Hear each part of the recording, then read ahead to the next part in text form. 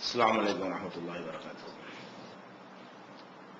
கண்ணியத்திற்குரிய எல்லாம் வல்ல அல்லாஹ் ஜல்ல ஷானஹு தஆலாவின் நல்லடியார்களே, இஸ்லாம் கூறும் குடும்பவியல் தொடரிலே ஆண்கள் தேவை ஏற்பட்டால் ஒன்றுக்கு மேற்பட்ட திருமணங்களை செய்து கொள்ளலாம், அது ஏராளமான விதிமுறைகளை கொண்டது என்ற செய்திகளில் ஒரு பகுதியை நம்ம பார்த்தோம். இஸ்லாம் மார்க்கத்தை பற்றி மற்றவர்கள் விமர்சிக்க புகுந்தார்கள் என்று சொன்னால் அவங்களுடைய விமர்சனத்தில் முதலிடத்தை இதுதான் பிடிக்கிறது. இஸ்லாத்தில் ஆண்கள் ஏராளமான திருமணத்தை செய்து கொள்கிறார்கள், இஸ்லாம் பெண்களுக்கு கொடுமை இழைக்கிறது, இந்த ஒரு விமர்சனத்தை தான் எல்லோருமே செய்து கொண்டிருக்கிறார்கள். இதற்கான ஒரு விளக்கத்தை நீங்க என்ன செய்யணும், ஒரு அளவுக்கு தெரிந்து கொள்ள வேண்டும். இப்ப இஸ்லாத்துல எவ்வளவு கண்டிஷனோட எவ்வளவு நிபந்தனையோட எந்த நேரத்தில் இதற்கு அனுமதி இருக்கிறது என்பதை நேற்றைய தினம் விளக்கிட்டோம். ஆனால் இந்த இரண்டாவது கல்யாணத்துக்கு எங்க மாதத்துல அனுமதி கிடையாது, எங்க நாட்டு சட்டத்துல அனுமதி கிடையாது, முஸ்லிம்களுக்கு மட்டும்தான் இந்த அனுமதி இருக்குது என்று விமர்சிக்கக்கூடிய மற்றவங்களை எடுத்துக்கொண்டீர்களே, ஆனால் அவர்கள் என்ன செய்கிறார்கள் கேட்டா, கல்யாணம்ங்கிற பேர்ல தான் இன்னொரு பெண்ணோடு அவர்கள் வாழ்க்கை நடத்துவது கிடையாது. கல்யாணம் இல்லாம சட்டப்பூர்வமான எந்த ஒரு உரிமையும் இல்லை என்று சொல்லிவிட்டு பிற பெண்களோடு வாழக்கூடியவர்கள் இந்த நாட்டில் இருக்காங்க, நிறைய இருக்கிறார்கள். அவங்க அந்த மாதிரி ஒன்றுக்கு மேற்பட்ட பெண்ணோடு வாழ்ந்து கொண்டு ஒரு மாநிலத்துக்கு முதலமைச்சராக இருக்க முடியும், ஒன்றுக்கு மேற்பட்ட பெண்ணோடு வாழ்ந்து கொண்டு மந்திரியா இருக்க முடியும், ஒன்றுக்கு மேற்பட்ட பெண்ணோடு வாழ்ந்து கொண்டு அரசாங்க ஊழியர்களாக உயர் அதிகாரிகளாக எல்லாம் இருக்க முடிகிறது. அப்ப இவங்களுடைய நோக்கம் என்ன, கல்யாணம் பண்றதுல தான் இவங்களுக்கு ஆட்சேபனை இருக்கிறது தவிர ஒரு மனைவியை விட்டுட்டு இன்னொரு பெண்ணோட சேர்ந்து உடல் உறவு கொள்வது, தாம்பத்தியம் நடத்துவது என்பதுல இவங்களுக்கு மறுப்பு கிடையாது. இவங்க என்ன செய்யறாங்க, கல்யாணம் பண்ணா ஏன் கல்யாணம் பண்றீங்க அப்படின்னு கேட்கிறாங்க. அதே நேரத்தில் கல்யாணம் இல்லாத முறையில சின்ன வீடுகளாக வைப்பாட்டிகளாக வைத்துக் கொள்வார்களே, ஆனால் கல்யாணம் பண்ணல, எந்த விதமான கல்யாண சடங்கு செய்யல என்றால் அது அவர்களுக்கு பெரிய பிரச்சனையா தெரியல என்பதை பார்க்கிறோம். அதே மாதிரி நம்ம நாட்டு சட்டத்தை எடுத்துக்கொண்டால் கூட பெண்களுக்கு நாங்க கருணை காட்டுறோம் என்று சொல்லக்கூடியவர்கள் மனைவியை தவிர இன்னொரு பெண்ணை எந்த வகையில தீண்டினாலும் உன்னை தொலைச்சு விடுவோம் அப்படின்னு சட்டம் போடணும்ல. அப்படி நம்ம நாட்டில் சட்டம் இருக்கு? உலகத்தில் எந்த நாட்டிலேயே சட்டம் இருக்குதா? உலகத்தில் எந்த நாட்டிலையும் விபச்சாரம் தடைன்னு சட்டம் கிடையாது. முஸ்லீம் நாடுகள்ல மட்டும்தான். அதுல கூட சில நாடுகள் நடைமுறைப்படுத்துறாங்க, சில நாடுகள் அதையும் கை கழுவிட்டாங்க. ஆனால் உலகத்துல எல்லா நாடுகளிலும் என்ன நிலைமை இருக்குன்னு கேட்டா, ஒரு ஆண் மகன் மனைவி இல்லாத இன்னொருத்தியோடு இந்த மாதிரி தப்பாக நடந்து கொள்வதற்கு இந்த நாட்டிலோ வேற எந்த நாட்டிலேயோ தவறு என்று சட்டம் போட்டிருக்கிறார்களா? சட்டம் கிடையாது. எது தடை இருக்கு தெரியுமா? விபச்சாரத்தை பிசினஸா பண்ணக்கூடாது, வலுக்கட்டாயமா பண்ணக்கூடாது, இந்த ரெண்டு தான் தடை. எது தடை இருக்குது? விபச்சாரம் பண்றாங்க, 4 பேரை வைத்துக் கொண்டு தொழில் மாதிரி போர்டு போட்டு விளம்பரம் பண்ணி போற வார ஆட்கள் எல்லாம் கூப்பிட்டு கொண்டு இந்த மாதிரி பண்றாங்க பாருங்க. அந்த மாதிரி பண்ணுவதற்கு தான் நம்ம நாட்டில் அது ஒரு கேஸ் போட முடியுமே தவிர, அல்ல வலுக்கட்டாயமாக கட்டாயப்படுத்தி அந்த மாதிரி செய்தார்களே ஆனால் கற்பழிப்பு, அந்த மாதிரியான ஒரு விஷயத்திற்கு தான் நீங்க சட்டத்தில் தப்புன்னு சொல்லி கேஸ் போட முடியும், நடவடிக்கை எடுக்க முடியுமே தவிர, நாங்க 2 பேரும் விரும்பித்தான் இப்படி பண்ணணும் என்று சொல்வார்களே ஆனால் அது இந்த நாட்டில் என்ன இல்ல, குற்றம் இல்லை. அப்ப இஸ்லாம் என்ன சொல்லுது, இவங்களோட சிறந்த முடிவை தான் சொல்லுது. நீ பாட்டு அப்பாட்டியை வச்சுக்க, யார்ட்ட டெய்லி ஒரு பொம்பளைகிட்ட போயிட்டு வா, டெய்லி ஒரு ஆம்பளைகிட்ட போயிட்டு வா என்ற மாதிரி இஸ்லாம் சொல்லாமல், நீ முறைப்படி இன்னொரு பெண்ணோடு நீ வாழ்க்கை நடத்துறதா சந்தோஷம் அனுபவிப்பதாக இருந்தால் அவளுக்கு நீ மனைவி என்ற அந்தஸ்தை நீ கொடுக்க வேண்டும். அவளுக்கு பெறக்கூடிய பிள்ளைகளை ஓம் பிள்ளைன்னு என்ன செய்யணும், சட்டப்பூர்வமா ஒத்துக்கொள்ள வேண்டும் என்று சொல்வது சிறந்ததா? அல்லது நீ கல்யாணம் பண்ண எத்தனை வச்சுக்க, அவளுக்கு மனைவி உரிமை எல்லாம் கிடையாது, டெய்லி ஒரு பெண்ணை கூட நீ மாத்திக்க, அதெல்லாம் தப்பு கிடையாது, கல்யாணம் பண்ணிவிடாத என்று சொல்வது சிறந்ததா? இப்ப இஸ்லாத்தை விமர்சிக்கக்கூடியவர்களுக்கு இதுக்கு தார்மீக ரீதியாக ஒரு கடுகளவாவது அவளுக்கு உரிமை இருக்கா, அவங்களுக்கு தகுதி இருக்குதா என்பதை நீங்க என்ன செய்யணும். என்னமோ இஸ்லாம் நமக்கு பிற்போக்கான சட்டங்கிற மாதிரி ஒரு தோட்டத்தை உண்டாக்குறாங்க. இதுதான் பிற்போக்கு. உலகத்தில் இருக்க இந்த சட்டங்கள் தானே இருக்கு பிற்போக்கா இருக்கிறது. எந்த அளவுக்கு சொன்னா, ஒரு சினிமா நடிகை இதை ஓப்பனா ஒரு பேப்பர்ல ஸ்டேட்மெண்டாவே பேட்டியாவே கொடுக்குது.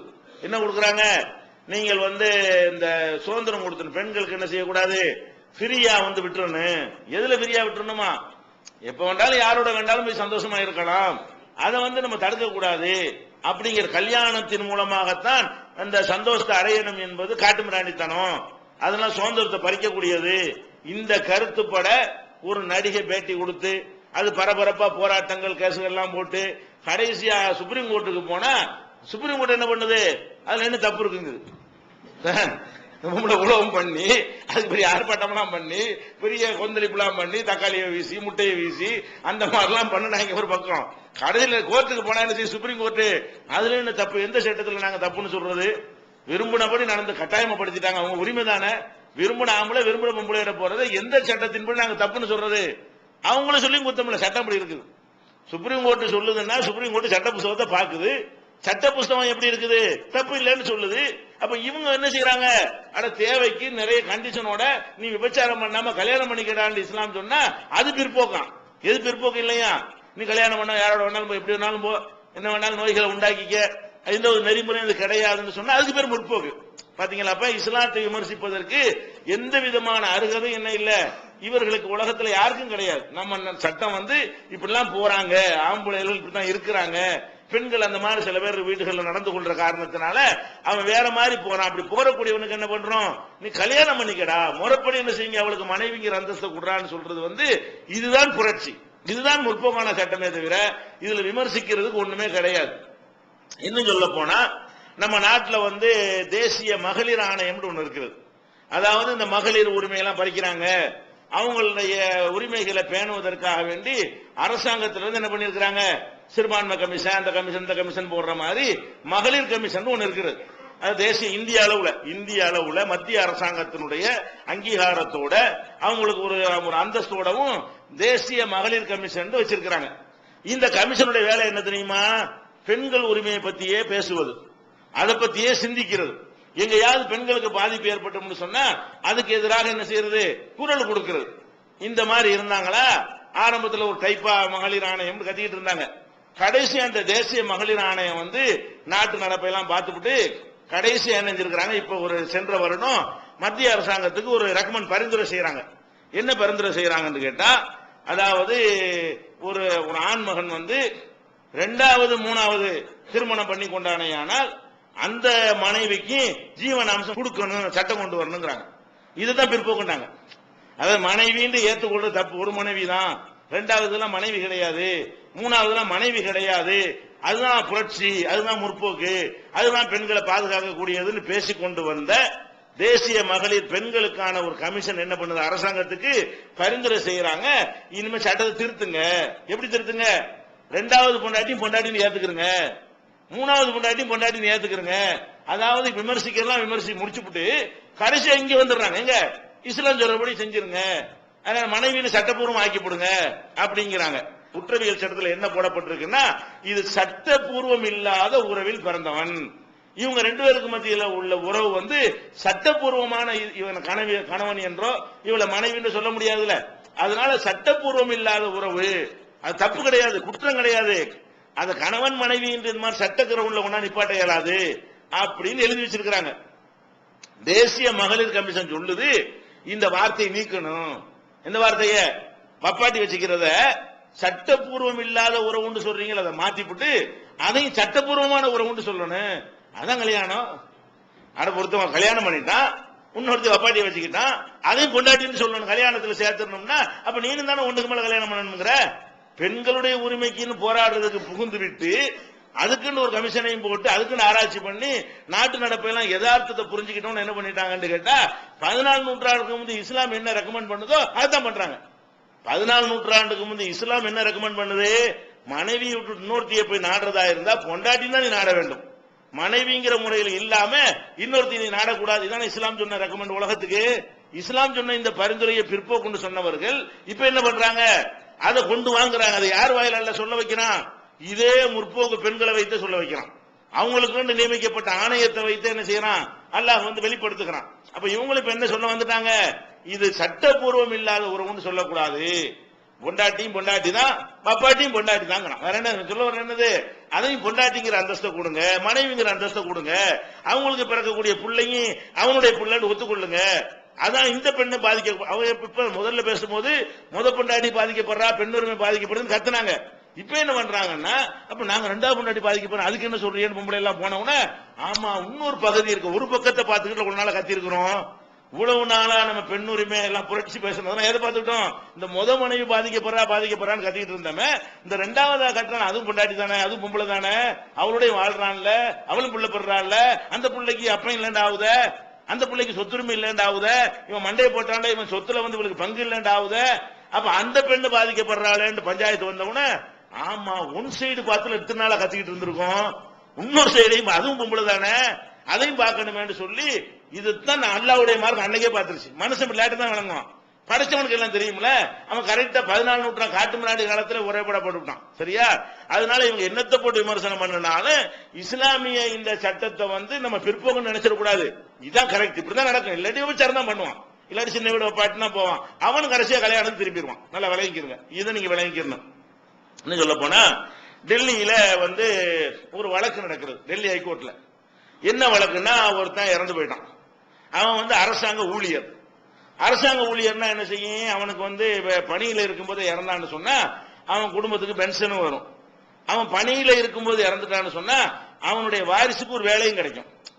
நான் அரசாங்க வேலையில இருக்கும்போதே, பணியில இருக்கும் டியூட்டியில இருக்கும்போது செத்துட்டேன்னு வைங்க, அப்ப என்னுடைய வேலை பதிலாக என் குடும்பத்துல யாரு தகுதியானவங்க இருக்கிறாங்களோ அவங்களுடைய படிப்புக்கு ஏற்றவாறு அவன் வேலையை கொடுக்க மாட்டாங்க.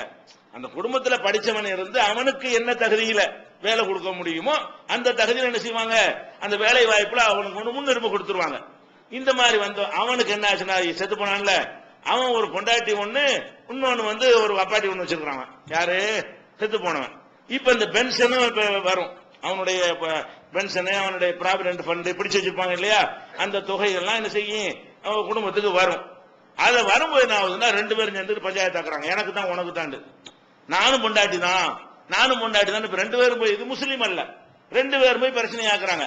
கடைசியில சில வழக்கறிஞர்கள் சில நண்பர்கள்லாம் யோசனை சொல்லி, இப்படி போனீங்கன்னா 2 பேரும் சந்தில நிக்கணும், உங்களுக்குள்ள ஒரு இணக்கமாயி ஒரு சமரசத்துக்கு வந்துருங்க அப்படின்ன உடனே 2 பொம்பளைகளும் உட்கார்ந்து சமரசத்துக்கு வர்றாங்க. என்ன சமரசம்? அரசாங்கத்தில் ஒரு வேலை ஒண்ணு கிடைக்க போகுது, இந்த ஃபண்டு ஒண்ணு வரப்போகுது, இந்த வேலையை வந்து 2வது பொண்டாட்டிக்கு நான் கொடுத்துறேன், கொஞ்சம் படிச்சவன், இந்த பென்ஷனு போக்குவரத்து பணத்தை ஏண்டு தந்துருங்க. அது ஒரு லாபம் தானே, ஒரு அரசாங்க வேலை கிடைச்சுன்னா நல்ல சம்பளம் கிடைக்கும்ல, அதாவது வேலை இல்லாத சம்பளம்ல அரசாங்க வேலைங்கிறது. அதனால என்ன செய்யறாங்க, அது ஒரு வேலை செய்ய வேண்டியதில்லை, உட்கார்ந்து செஞ்சிட வேண்டியதான். அந்த மாதிரி இருக்கிறதுனால என்ன செய்யறாங்க, இது மாதிரி 2 பேரும் காம்ப்ரமைஸ் பண்ணி, முத மனைவி என்ன பண்ணிட்டா, அவனுடைய அந்த ப்ராவிடன்ட் ஃபண்டு, அவனுக்கு வரக்கூடிய பென்ஷன், அதையெல்லாம் எனக்கு தந்துருங்க. 2 பேரும் காம்ப்ரமைஸா கையெழுத்து போட்டாங்க. அதே மாதிரி இந்த மனைவி என்ன பண்ணிவிட்டா, 2வது மனைவிங்கிற மனைவி இல்லை, இவங்க சட்டப்படி இல்லம்பாங்க, இவங்க சட்டப்படி மனைவி இல்லை, அதாவது சட்டபூர்வம் இல்லாத உறவு தான் இவங்க சட்ட வார்த்தையில சொல்வதா இருந்தா. ஆனா அவ என்ன செய்யறா, துணைவின்னு வச்சுக்கிறங்க, இந்த துணைவி என்ன பண்றா, எனக்கு வேலையை தந்தா போதுங்கிறான். கடைசியில் இப்படி காம்ப்ரமைஸ் ஆயிட்டாங்களா, இதை எதிர்த்து ஒருத்தன் கேஸ் போடுறான், இது எப்படி சட்டப்படி செல்லாது அப்படின்னு. டெல்லி ஹைகோர்ட் என்ன பண்ணுது, அதெல்லாம் கரெக்ட் தான், 2 பேரும் பிரிச்சுக்கிட்டே சரிதான், 2வது மனைவிக்கு அந்த உரிமை இருக்கத்தான் செய்யுது. டெல்லி ஹைகோர்ட் மனைவி ஒதுக்குறிச்சா இல்லையா? டெல்லி ஹைகோர்ட் ஒரு பொண்டாட்டி தான் கட்டலாங்கிறீங்க, முஸ்லீம் அல்லாத ஆளா இருந்தா ஒருத்தி தான் மனைவி, இன்னொருத்தி மனைவி இல்லைன்னு சொல்றீங்க. அப்படிதான் அதுல நீங்க உண்மையாளர்களா இருந்தா என்ன தீர்ப்பளிக்கணும், ஒருத்தி தான் மனைவி, இன்னொருத்தி யாரோ ஒருத்தி, அவளுக்கு எப்படி வேலையை கொடுக்கறது, அது எப்படி காம்ப்ரமைஸ் ஆகுவீங்க, அப்படித்தானே கோர்ட்டு தீர்ப்பளிக்கணும். அப்ப கோர்ட்டும் சட்டப்படி என்ன வழங்கி வைத்திருக்கிறது, 2வது அப்பாட்டி மனைவி தான், பேர் தான் அப்பாட்டின்னு வச்சுக்கிட்டாங்களே தவிர அது மனைவிங்கிற அந்தஸ்தை கூடுங்க, அதான் முறை அப்படின்னு சொல்லக்கூடிய காட்சி என்ன செய்யறோம், டெல்லி ஹைகோர்ட்ல செஞ்ச ஒரு விமர்சனம்.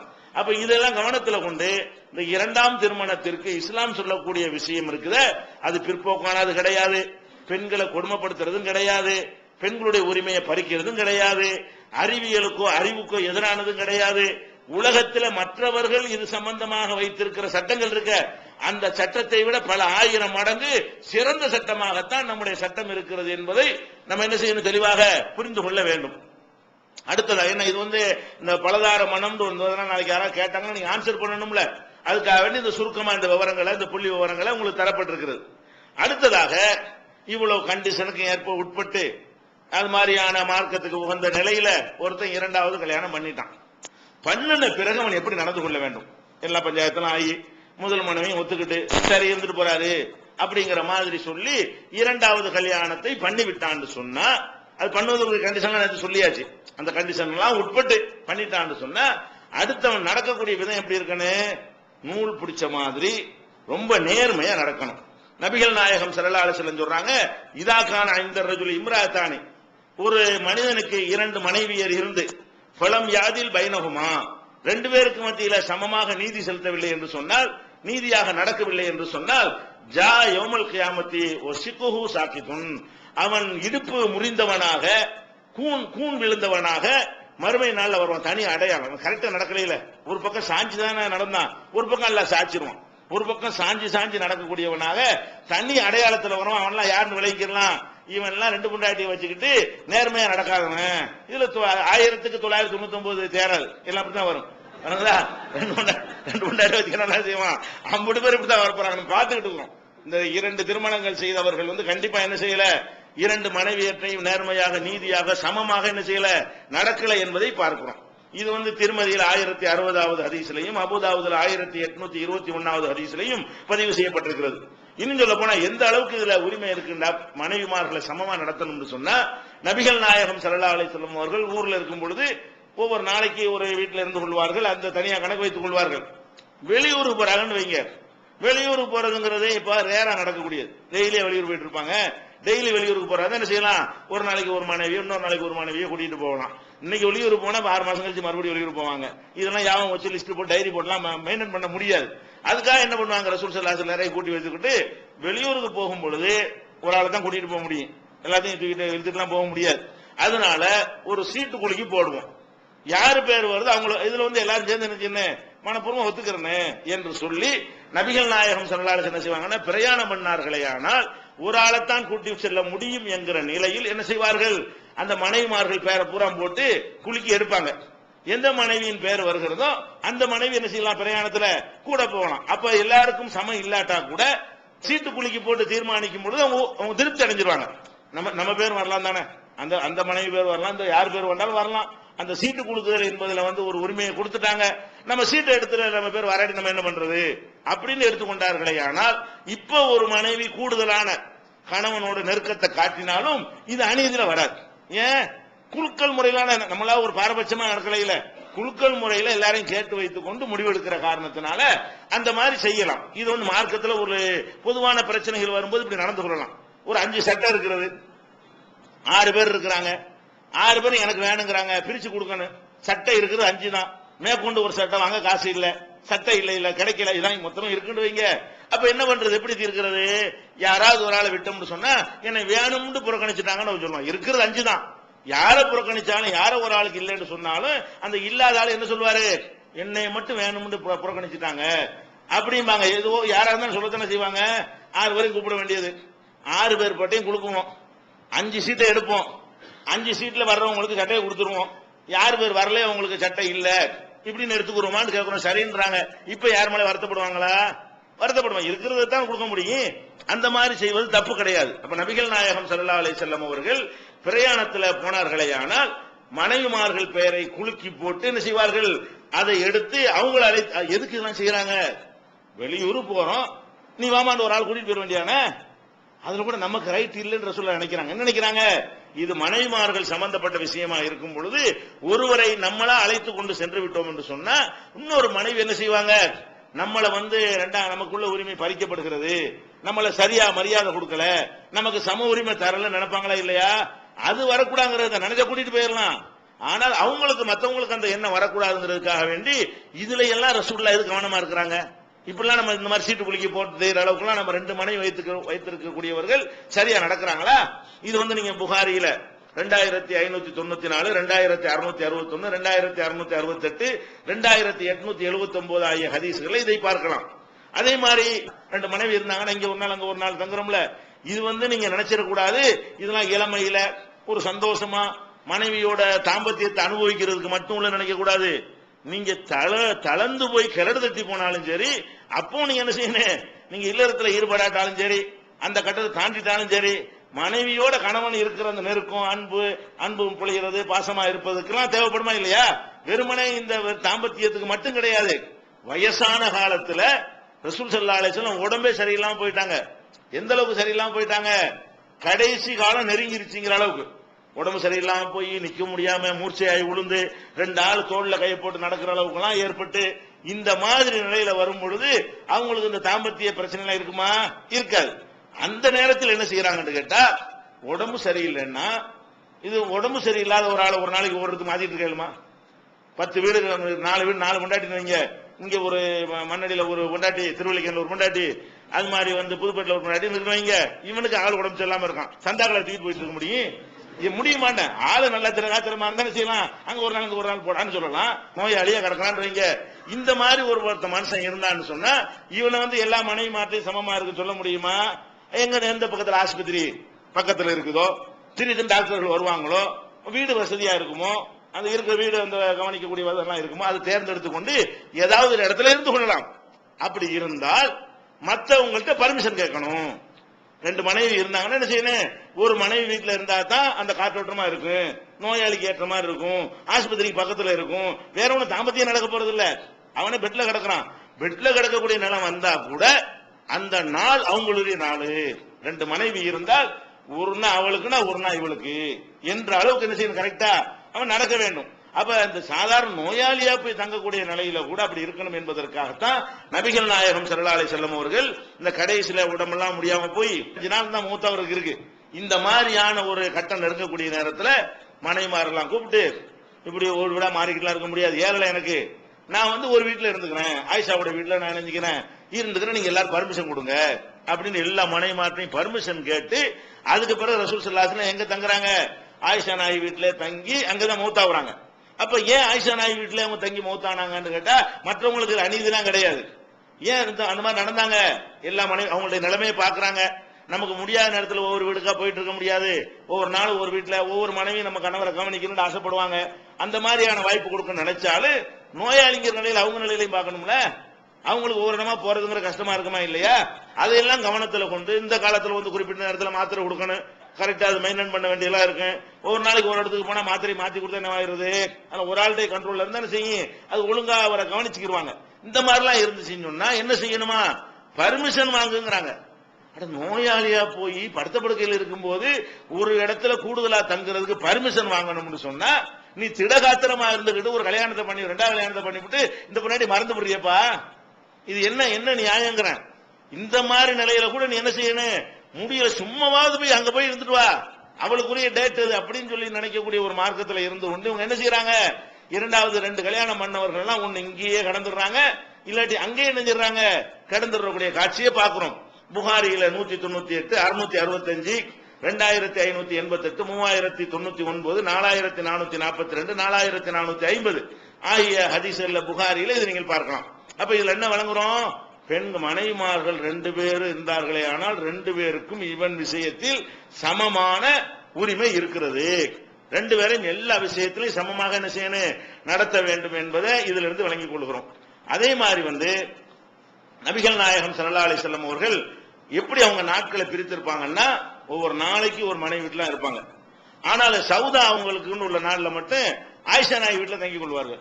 ஏன்னு கேட்டா, எல்லாரும் மனைவி கூட பேசும்போது சவுதா ரலியல்லாஹு அன்ஹா என்ன செஞ்சாங்க? நான் ரொம்ப ரொம்ப வயசான ஆளா போயிட்டேன், நீங்க எனக்குன்னு ஒரு நாள் தனியா ஒதுக்க வேண்டியது இல்ல, நீங்க உங்களுக்கு பிடிச்ச ஒரு மனைவியோட இருந்துக்கிறங்க அப்படின்னு சொன்ன உடனே அந்த ஒரு நாளையும் எங்க ஆயிஷா நாய்க்கு அவங்க விட்டு கொடுக்குறாங்க. அதனால என்ன செய்வாங்கன்னா, ஒரு சுற்று வரும் பொழுது 2 நாட்கள் ஆயிஷா நாய் வீட்டுல இருப்பாங்க, மற்ற மனைவி வீட்டுல எல்லாம் ஒரு நாள் இருப்பாங்க.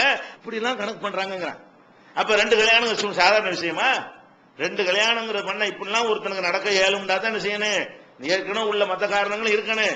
இப்படி எல்லாம் நூல் பிடிச்ச மாதிரி கரெக்டா நடக்கலன்னு சொன்னா மறுமையில தனி அடையாளத்தோட வந்துருவோம். சாதாரண ஒரு காரியம் கிடையாது என்பதை இது புரிந்து கொள்ள வேண்டும். சவுதா அவர்கள் சம்பந்தப்பட்ட இந்த செய்தி புகாரில 2594, 2688, 5212 இந்த ஹதீஸ்கள் இடம்பெற்றிருக்கிறது. அப்ப ஒவ்வொரு நாள் வரைக்கும் கரெக்டா இருக்கணும். என்ன ஒரு சலுகை இருக்கிறது? புதுசா கல்யாணம் பண்றாங்கல்ல, ஒரு மனைவி இருக்குது, அந்த மனைவி இருக்கும்போது புதுசா ஒரு கல்யாணம் பண்றான், புதுசா கல்யாணம் பண்றாங்கிறதுக்காக வேண்டி புது பொண்ணு வந்துடுறாங்களா என்ன இருந்தாலும் அந்த ஒரு டயத்துக்கு மட்டும் உங்களுக்கு ஒரு சிறப்பு சலுகை இருக்கிறது. என்ன சிறப்பு சலுகை? அவங்க ஒரு கன்னி பெண்ணா இருந்தார்களே ஆனால் அவங்கள்ட்ட ஃபர்ஸ்ட் ஒரு 7 நாளைக்கு அவங்க தங்கிக்கலாம். புது மாப்பிள்ளையா போயிருவாங்கல்ல, புது மாப்பிள்ளையா இருக்கு இங்க ஒரு நாள் அங்க ஒரு நாள்ங்கிற வேணாம் இல்லையா? அவங்க வந்து ஏற்கனவே ஒரு கணவனோட வாழ்ந்த ஒரு பெண்ணா இருப்பார்களே ஆனால் விடோவா இருந்து கல்யாணம் பண்ணி கொண்டார்களே ஆனால் 3 நாள் அவங்கள்ட்ட தங்கி விட்டு அதுக்கடுத்து கரெக்டா சமமாகி விடணும். அதுக்கான மாசக்கணக்கில் புது பொண்டாட்டின்னு மாசக்கணக்கில் நம்ம தங்கிட முடியாது. புதுசா ஒரு கல்யாணம் பண்ணி முதல் மனைவி இருக்கும் 2வது பண்ணான்னு சொன்னா அவன் எப்படிலாம் நடந்துக்கிறனே, கன்னி பெண்ணாக இருந்தால் 7 நாள் அங்க தங்கி கொள்ளலாம். கன்னி பெண்ணா இல்லாம இருந்தாங்கன்னு சொன்னா ஒரு 3 நாள் தங்கி கொள்ள வேண்டும். அதுக்கு அடுத்த நாள்ல இருந்து இங்க ஒரு நாள் அங்க ஒரு நாள், இங்க ஒரு நாள் அங்க ஒரு நாள், அல்ல இங்க 2 நாள் அங்க 2 நாள், அல்ல இங்க 5 நாள் அங்க 5 நாள், அப்படி ஏதாவது ஒரு வகையில் அவங்களோட வசதி தகுந்தவாறு இங்க ஒரு வாரம் அங்க ஒரு வாரம், இங்க ஒரு மாசம் அங்க ஒரு மாசம், ஏதாவது ஒரு கணக்குல சமமா இருக்கணும். அழகா பேசி என்ன செய்யணும், சமமான முறையில நடக்கணும் என்பதை இதுல இருந்து நம்ம என்ன செய்யறோம். இதே ரசூல் ஸல்லல்லாஹு அலைஹி வஸல்லம் என்ன சொல்றாங்கன்னு கேட்டா, இப்ப நான் சொன்னது 7 நாள் 3 நாள் சிறப்பு சலுகையா கொடுக்கறோம் இல்லையா, இது புகாரில 5213 5214 ஆகிய ஹதீசுகள்ல இடம்பெற்றிருக்குது. இதுல எல்லாம் என்ன செய்யணும், கரெக்டா நடந்து கொள்ள வேண்டும். அடுத்து இன்னொரு முக்கியமான ஒரு விஷயம் என்னன்னு கேட்டா, ஒருத்தன் மனைவியோட வாழ்ந்துட்டு இருக்கிறான். மனைவியோட வாழ்ந்துட்டு இருக்கும் 2வது கல்யாணம் பண்றான்ல, இவனா தேவைப்பட்டு இவனா அவசியம் உணர்ந்து பண்றது ஒரு 10% தான் இருக்கிறது. 90% எப்படி இருக்குன்னு கேட்டா, இன்னொரு பொம்பளை வளைய போட்டு இழுத்தா இவனை கொண்டு போயிடுறான். 90% எப்படி இருக்கு, இவன் பாட்டுலாம் தான் இருப்பான். இவனா நம்ம தேவைப்படுது பொண்ணு பார்த்து அறிவிப்பு செஞ்சு நல்ல பொண்ணு வந்தா சொல்லுங்க அப்படின்னு பார்த்து 2வது கல்யாணம் பண்றவன் எவ்வளவு இருப்பான், 100க்கு 10 இருப்பான். 2வது கல்யாணம் பண்ணக்கூடியவர்களில் 100க்கு 10 பேர், மொத்தத்தில் 100க்கு 10 இல்ல, 100 பேர் 2வது கல்யாணம் பண்ணான்னா ஒரு 10 பேர் என்ன செய்வான், இந்த மாதிரி வந்து தேவைன்னு பண்ணுவான். மீதி 90 என்னவா இருக்கும்னு கேட்டா, இவனுடைய பணத்துக்காக வேண்டியோ ஏதோ ஒண்ணுக்காக வேண்டிய, இவன் கடையில் வேலை செய்யறவங்களா இருப்பாங்க, ஏதோ ஒரு தொடர்புள்ளவங்களா இருப்பாங்க, இவனை பிடிச்சி இழுத்து போட்டுட்டா என்ன ஆயிரும், நல்ல வசதியா இருக்காப்பு தெரியுது, இவனை கைக்குள்ள போட்டுக்கிறோம். இப்படி இந்த பெண்கள் இன்னொருத்திக்கு புருஷனா வாழ்ந்து கொண்டிருக்கிறான்னு தெரிஞ்சுக்கிட்டு இவனை கவர் பண்ணிக்கலாம் என்ற மாதிரி எல்லாம் சில பேர் என்ன செய்யறாங்க, அப்படி இழுத்து போட்டுதான் நிறைய பேர் மாட்டிக்கிறான். நிறைய பேர் இந்த 2வது மாற்றலாம் இப்படித்தான், இந்த மாதிரி வேலைக்கு போற இடத்துல பெண்கள் ஆண்களும் கலந்து ஒண்ணா வேலை செய்யறது, அதுல ஜோக் அடிச்சுக்கிறது, பழகிக்கிறது, அதுக்கப்புறம் அப்படி கொக்கியை போட்டு அவளுக்கு கல்யாணமாம இருக்குமா, அப்படி கொக்கியை போட்டு என்ன செய்யறது, ஏன் நீங்க என்ன கல்யாணம் பண்ணிட்டா என்னங்கிறது, அப்படியே கொஞ்சம் அதுக்கு பிகு பண்ணிக்கிறது, இப்படியே ஆரம்பிச்சுதான் வருது பஞ்சாயத்து வணங்குதா, இப்படி வருது. இப்படி வந்துச்சுன்னு சொன்னா அதுக்கு ரசூல் ஸல்லல்லாஹு என்ன செய்யறாங்க, நீ வந்து ஒருத்திக்கு அவன் புருஷனா இருக்கிறான், அவன் வாழ்க்கையை கெடுக்கிற மாதிரி எல்லாம் நீ சாவி கொடுத்துடக்கூடாது. ரசூல் ஸல்லல்லாஹு அலைஹி வஸல்லம் சொல்றாங்க, நஹா ரசூலுல்லாஹி ஸல்லல்லாஹு அலைஹி வஸல்லம் அன் தஷ்தரித்தல் மர்அத்து தலாக உக்திஹா, ஒரு பெண் வந்து தன் சகோதரி ஆக்கி விட்டுறாங்க, தன் சகோதரியை விவாகரத்து செய்யுமாறு அந்த ஒரு ஆம்பளைக்கு நிபந்தனை போட்டு விடாத.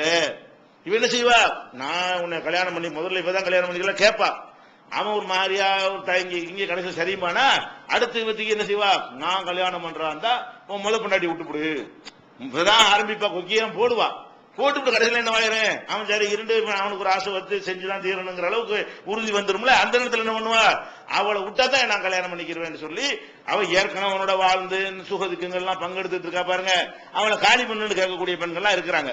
இது வந்து ஹராம். இப்படி செய்வது என்னது, ஒரு பெண்ணு 2வது கல்யாணம் பண்ணினாலும் நீ முத பொண்டாட்டி நீ விடணும், அவளை டைவர்ஸ் பண்ணிட்டு தான் நீ என்னை கல்யாணம் பண்ணணும் என்று ஒருத்தர் நிபந்தனை போடுவாளே, ஆனால் அப்ப என்னவாயிரும், அது ஹராம் ஆகிவிடும். ரசூல் ஸல்லல்லாஹு அலைஹி வஸல்லம் சொல்றாங்க, லா யஹில்லு லி இம்ராத்தின், ஒரு பெண்ணுக்கு ஹலால் கிடையாது, லா யஹில்லுனா ஹலாலே ஆகாது, ஹராம்.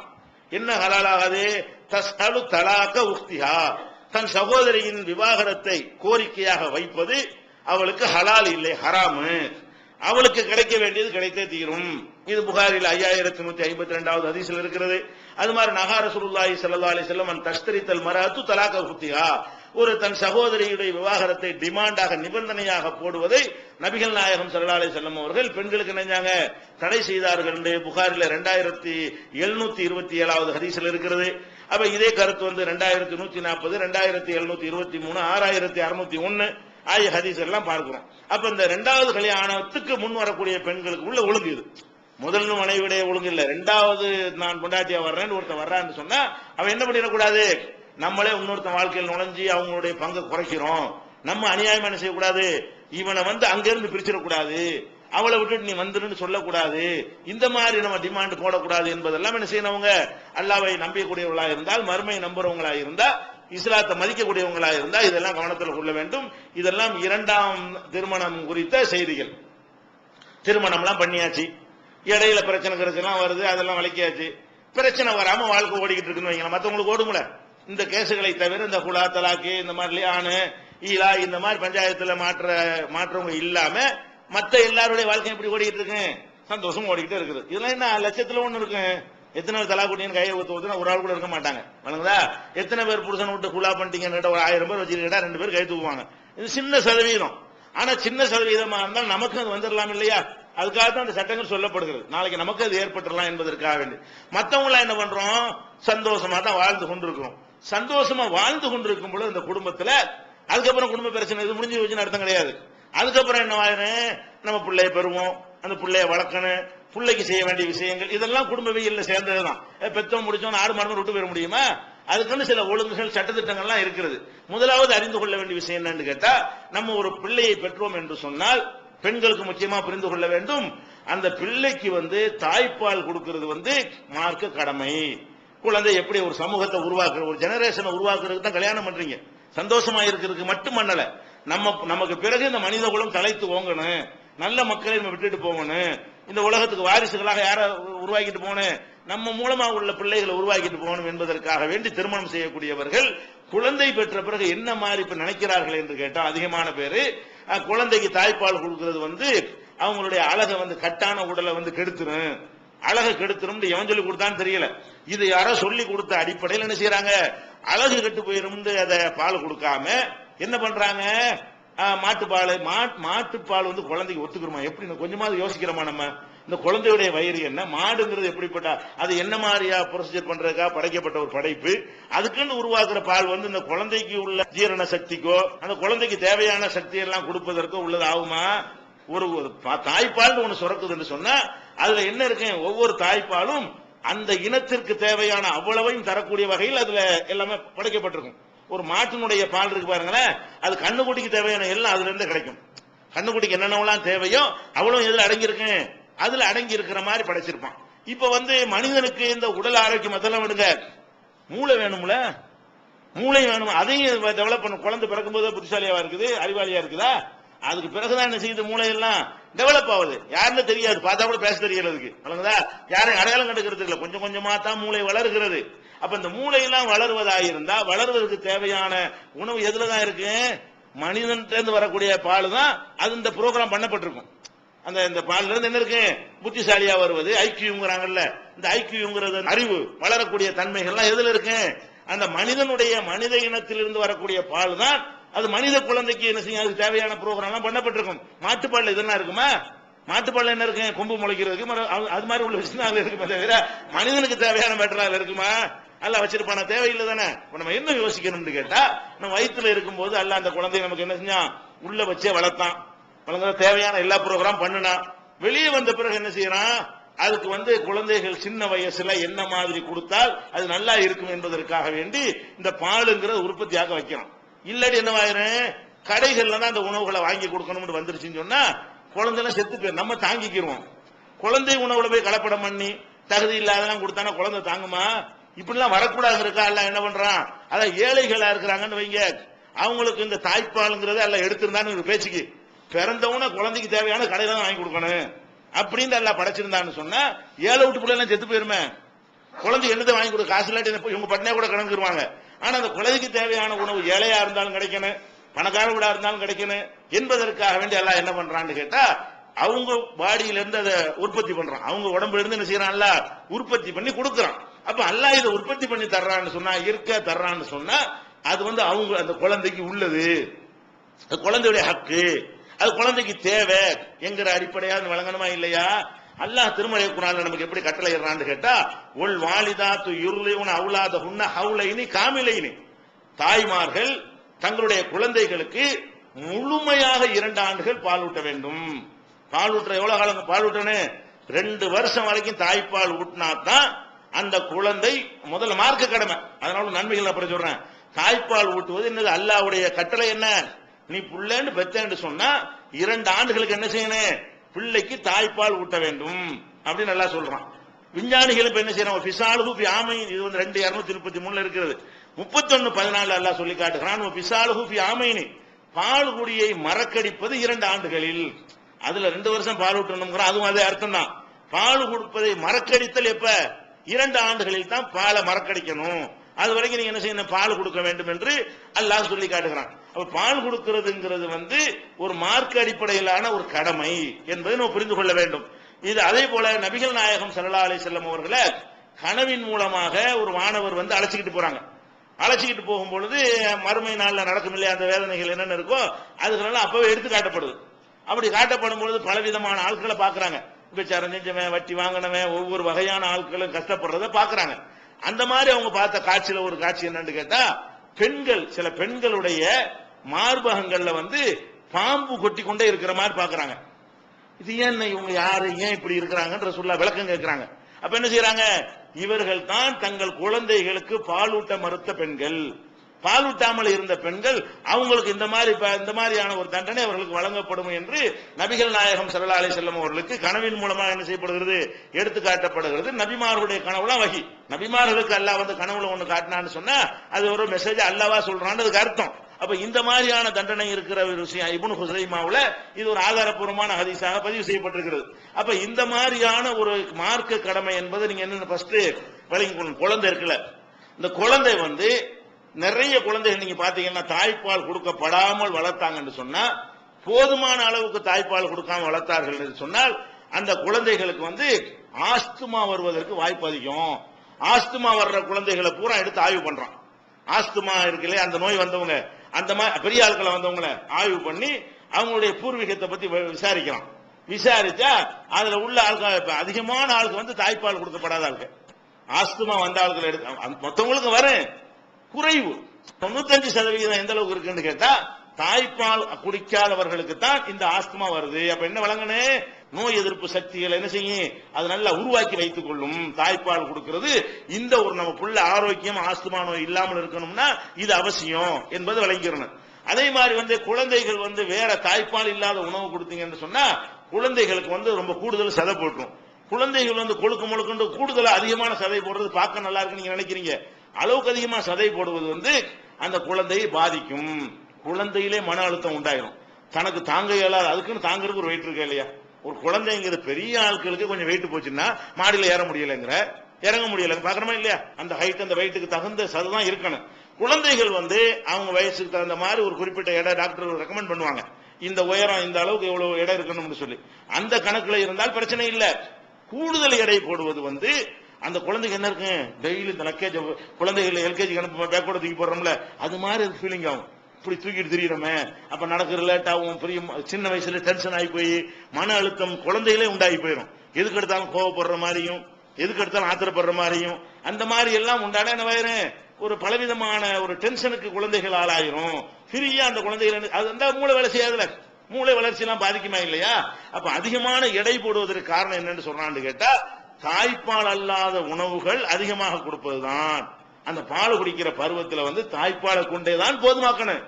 பத்தல என்று சொன்னா 6 மாசத்துக்கு பிறகு வேற ஏதாவது கூட சேர்த்துக்கிறங்க. அதையும் கொடுத்து 6 மாசம் தாய்ப்பால் தவிர எதுவும் கொடுக்காதீங்கிறான் இன்னைக்கு விஞ்ஞானிகள்லாம். 6 மாசத்துக்கு மேல நீங்கள் அப்பவும் ஃபுல்லா தாய்ப்பாலே போதுமானதா இருக்குமே, ஆனால் அதிலே கொண்டு போயிருங்க. அது எல்லா சத்தங்களும் இருக்கிறது. தாய்ப்பால் சுரக்கல அது மாதிரி பஞ்சாயத்து இருக்குமே, ஆனால் ஒரு தடவை தாய்ப்பால் கொடுங்க, ஒரு தடவை வேற ஏதாவது அதுக்கு உள்ள தயாரிக்கக்கூடிய உணவுகள் இருக்கும்ல, குழந்தைக்கு ஏற்ற உணவுகளை வாங்கி என்ன செய்யலாம், அது கொடுத்துக் கொள்ளலாம். அது கூட சிறந்தது கிடையாது, வழி இல்லாட்டி செய்யலான்ற அளவுக்கு சொல்றாங்க. அந்த மாதிரி நீங்கள் மொத்தத்திலையும் இந்த மாதிரி தாய்ப்பாலை விட்டு கொடுத்தீங்கன்னு சொன்னா அது உடல் பருமனாவது, குழந்தை உடல் பருமனுக்கு என்ன இருக்கு காரணமா இருக்கும், அது குழந்தையை பாதிக்கும். அதே மாதிரி பிளட் கேன்சர், ரத்த புற்றுநோய்ங்கிறாங்கல்ல, புற்றுநோய் கத்தி மாதிரி உள்ளது இல்ல, ரத்த அணுக்கள் என்னவாயிரும், அது பாதிப்பு ஏற்பட்டு போயிடும். அது பிளட் கேன்சர் பேரை சொல்றான். இந்த பிளட் கேன்சர் அது அவ்வளவுதான் போன, அது முடிஞ்சு வச்சு கதை. அது படிப்படியா வளர்ந்து போய் என்ன செய்யும், சேவ் பண்ணக்கெல்லாம் காலி பண்ணிவிடும். ரத்தத்தை ஏத்திக்கிட்டே இருப்பாங்க, ஏத்தினாலும் இருக்குது, ஏத்துற தாண்டி அடிக்காது. எவ்வளவு ஏத்தினாலும் என்ன செய்யும், ரத்தம் ஏத்திக்கிட்டே இருப்பாங்க. ஏத்திக்கிட்டே இருந்தாலும் அதுக்கு மேல என்ன செய்யும், 100 அணுவை ஏத்தினா 125 அணுவை காலி பண்ணிட்டு இருக்காது. அந்த மாதிரி போயிட்டு இருக்கக்கூடிய நேரத்தில் அந்த பெரிய சின்ன குழந்தை இல்ல, பெரிய ஆளா போய் அந்த பிளட் கேன்சர் வரும். இந்த பிளட் கேன்சர் வராம தடுக்கக்கூடிய அந்த அமிலங்கள் எதுல உருவாகுது, தாய்ப்பால் இருக்குங்கிறான். அதே மாதிரி சக்கரை நோயில டைப் 1ங்கிற வகை சக்கரை நோய் இருக்குல்ல, அந்த நோய்கள் வருவதற்கு காரணமே தாய்ப்பால் இல்லாததுதான். தாய்ப்பால் கொடுத்து கொண்டு வந்தார்களே, ஆனால் சுகர் நோய் இருக்குல்ல டைப் 1ங்கிறது, மருத்துவர்கிட்ட போய் கேட்டுக்கிறேன் டைப் 1 என்ன பல வகையை பிரிச்சிருக்கிறான். அந்த டைப் 1 வகையான சக்கரை நோய்கள் வருவது எது தடுக்கலாம், தாய்ப்பால் தடுக்குது அப்படின்னு சொல்லக்கூடிய காட்சியை பார்க்கிறோம்.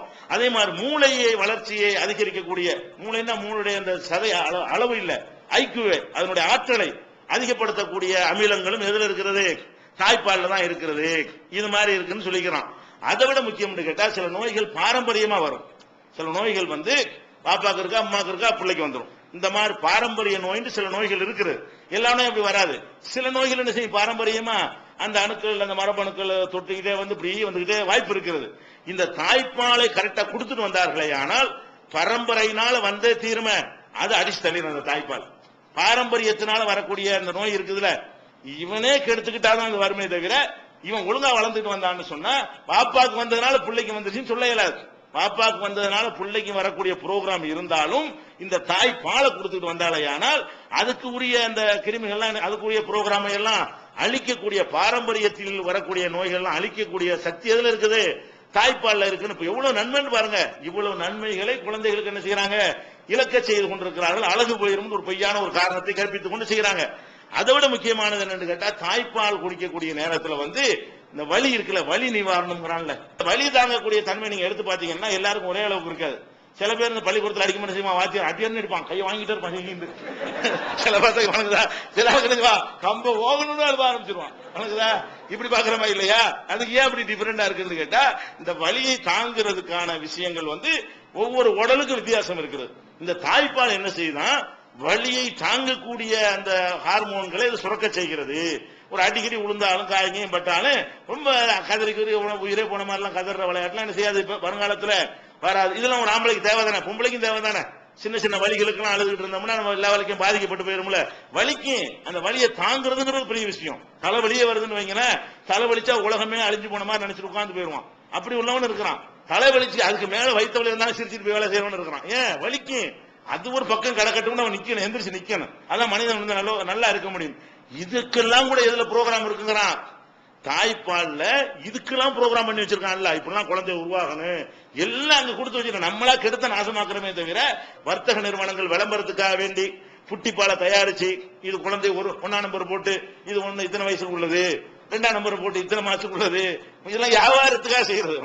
என்னது, இந்த டாக்டர்களே மனசாட்சிக்கு உட்பட்டு என்ன செய்யறாங்க, பயந்துகிட்ட தாய்ப்பாலுக்கு நிகரானது இல்ல, முடிஞ்ச அளவுக்கு தாய்ப்பால் கொடுங்க, இல்லன்னா இதை கொடுங்கன்றதுதான் பயந்துகிட்டு சிபாரிசு பண்ற அளவுக்கு அது கூட இருக்குது.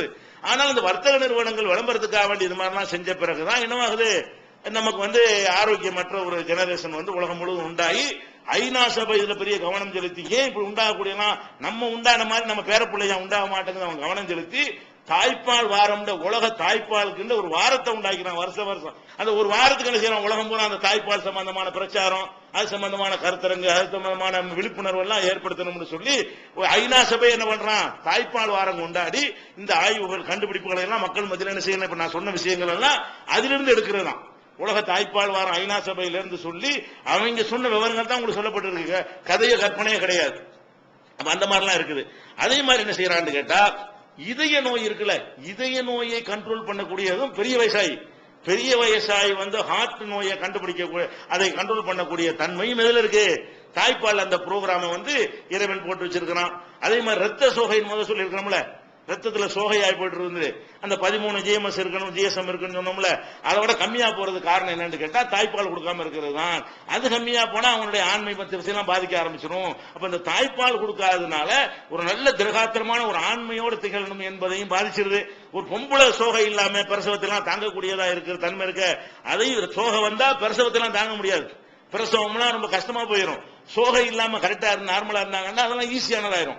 அதுக்கெல்லாம் எது காரணமா இருக்கிறது, அந்த தாய்ப்பால் கொடுக்கிறது காரணம். இப்ப என்ன செய்யறான், இதெல்லாம் கண்டுபிடிச்சு சொல்றான். அதே மாதிரி வந்து முக்கியமானது கலப்படம் செய்ய முடியாத ஒண்ணா இருக்கலாம். அதோட முக்கியமான நன்மை என்னது, இதுல எவனும் கலப்படம் செய்ய முடியாதா இல்லையா, அந்த மாதிரியான ஒரு நன்மையும் இருக்கிறது. அது மாதிரி நல்ல உயர்தரமான புரதம், கொழுப்பு, தாது உப்பு எல்லாத்தையும் ஆய்வு பண்றான். அவ்வளவு அற்புதமா கட்டமைக்க அந்த குழந்தைக்கு ஏற்றவாறு என்னென்னலாம் தேவையோ, இப்ப தேவைக்கு உள்ளது இல்ல, என்னென்னலாம் இவனோட 40 வயசுக்கு தேவையோ, என்னென்னலாம் இவனோட 50 வயசுக்கு தேவையோ, என்னென்னதெல்லாம் இவனோட 60 வயசுக்கு தேவையோ அதெல்லாம் ப்ரோக்ராம் பண்ணப்பட்டிருக்கு. தாய்ப்பால் என்ன இருக்குது நீங்க நினைக்கிறீங்க, இப்ப உள்ள பசியை அடக்கிற மேட்டரா மட்டும்தான் நினைக்கிறீங்க. தாய்ப்பாலை பத்தி நம்ம என்ன வழங்கி வச்சிருக்கிறோம், பசியை அடக்கணும், வாழைப்பழத்தை கொடு, பிஸ்கெட்டை கொடு, அது எதுக்கு, அப்ப என்ன நம்ம கணக்கு என்ன, பசி அடக்கிறது தான் இந்த உணவு நினைச்சிட்டு இருக்கீங்க. தாய்ப்பால் அது கிடையாது, பசியையும் அடக்கும், பிளஸ் அவனுடைய 65-70 வயசு வாழ்க்கை வரைக்கும் அவன் சந்திக்கக்கூடிய பிரச்சனைகளுக்கு எல்லாம் தீர்வு தரக்கூடிய விஷயங்களை அங்க உண்டாக்கி கொண்டிருக்கும். அந்த பாடியில் என்ன செய்யும், அது மாதிரியான புரோகிராம்களை எல்லாம் மாற்றி அமைக்கும். இப்ப கண்டுபிடிச்சு சொல்றான். அதே மாதிரி தாய்மார்களுக்கு சொல்றாங்க, தாய்ப்பால் கொடுத்தாங்கன்னு வைங்க, இந்த புற்றுநோய் மார்பக புற்றுநோய் வருது பாருங்க, அதெல்லாம் இந்த தாய்ப்பால் கொடுக்காதவங்களுக்கு அதிகமா வரும். மற்றவங்களுக்கு வர குறைவா வரும், அதிகமா யாருக்கு வரும்? தாய்ப்பால் கொடுக்கிற பால் கட்டுது, அதை கொடுக்கல, அது இயற்கைக்கு மாற்றம் தானே, அது உறைஞ்சி அது கட்டி போய் அது மாதிரி ஆகக்கூடிய நேரத்தில் அங்க உள்ள சில தேவையற்ற கட்டிகள் உண்டாகி போய் என்ன செஞ்சிருது, அது கேன்சர் உண்டாகி போயிருது, மார்பக புற்றுநோய் உண்டாயிருது. கர்ப்பப்பை புற்றுநோயை கூட இது ஆத்துமா. தாய்ப்பால் அவங்க கொடுத்துட்டு இருந்தாங்கன்னா கர்ப்பப்பை புற்றுநோயை ஆத்தும். தாய்ப்பால் கொடுத்தாங்கன்னு சொன்னா அளவுக்கு அதிகமா பிரசவிச்சவங்க சதை போட்டிருப்பாங்க, அந்த சதை எந்த அளவுக்கு அதிகமா இவங்க தாய்ப்பால் கொடுக்குறாங்களோ அந்த அளவுக்கு சீக்கிரமா குறையும். தாய்ப்பால் கொடுக்காதவர்கள் ஒரு வருஷத்துல 2 வருஷத்துல அவங்களுடைய எடை குறையும் என்று சொன்னால், தாய்ப்பால் கொடுக்கிறவங்களுக்கு என்ன வையும், அதை விட குறைவான காலத்துல அந்த எடையெல்லாம் குறைஞ்சு போயிடும், உள்ள புண்கள் எல்லாம் மாறி போயிடும். அது போல எலும்பு முறிவு நோய்னு ஒண்ணு இருக்கு பாருங்க, பெண்களுக்கு அது ஏற்படும். 40 வயசுக்கு மேல என்ன செய்யும், கீழே விழுந்தா உடைஞ்சு போயிடும். இந்த மென்சஸ் எல்லாம் நிக்கக்கூடிய அந்த காலகட்டத்தில் அதுக்கெல்லாம் கூட என்ன காரணம், இவங்க தாய்ப்பால் கொடுக்காதவங்களா இருந்தா அதற்கான வாய்ப்பு இருக்குது என்றெல்லாம் இதெல்லாம் உலக சுகாதார நிறுவனத்தில் என்ன செய்யறாங்க, இதெல்லாம் கண்டுபிடிச்சு தாய்ப்பால் நீங்க கொடுக்கிறது தான் அவசியம், நல்லது, தாய்ப்பாலை கொடுங்க அப்படிங்கிறது மார்க்க கடமையாக விளங்கி என்ன செய்யணும், இந்த தாய்ப்பாலை நம்ம கொடுக்க வேண்டும். இந்த தாய்ப்பால் கொடுக்கிற பிரச்சனை வந்ததுனால இந்த பால் குடி சட்டம் ஒன்று தெளிவா விளங்க வேண்டிய விஷயம் இருக்குது. சும்மா பிள்ளைகளுக்கு பாலை கொடுத்துட்டு தாய் பிள்ளை ஆய்வாங்க, அந்த சட்டங்கள்லாம் விளங்காம அதனால் நிறைய குழப்பங்கள் சில குடும்பங்கள் என்ன இருக்குது ஏற்படுகிறது. இது தொடர்பான விஷயங்கள் இன்ஷா அல்லாஹ் நாளைக்கு பார்த்துக்கணும்.